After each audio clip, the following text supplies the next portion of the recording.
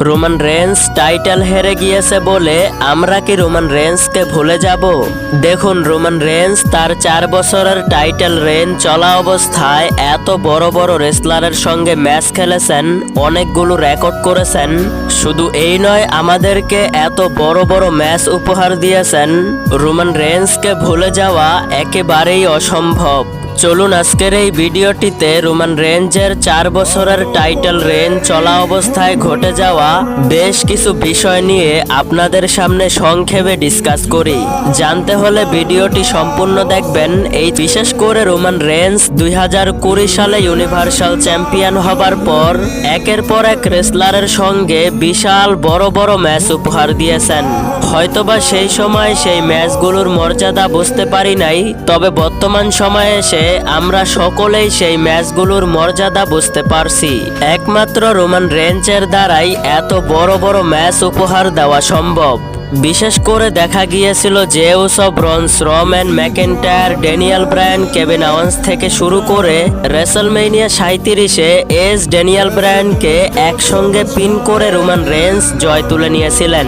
এরপর দেখা গিয়েছিল সেজারো, রেই মিস্টেরিও, এস, John Cena, Finn Balor, Brock Lesnar, Big E, Sami Zayn, Seth Rollins, Goldberg থেকে শুরু করে রেসলমেনিয়া 38-এ ব্রক লেসনারকে হারিয়ে ইউনিভার্সাল চ্যাম্পিয়নশিপের পাশাপাশি WWE চ্যাম্পিয়ন হয়েছিলেন।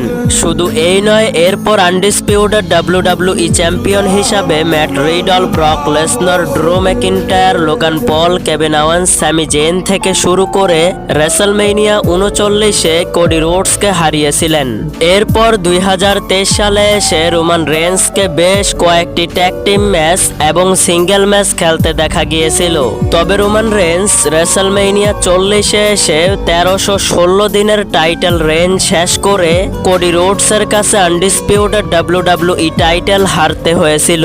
দেখুন, রোমান রেঞ্জের টাইটেল রেন চলা অবস্থায় ব্রক লেসনারের সঙ্গে এত বড় বড় ম্যাচ উপহার দিয়েছেন, যেটা ভুলে যাওয়া একেবারেই অসম্ভব। তবে আপনারা যদি একটু চিন্তা করে দেখেন, রোমান রেন্সকে হারানোর জন্য কত বড় লেজেন্ড রেসলারগুলোকে ব্যবহার করেছেন।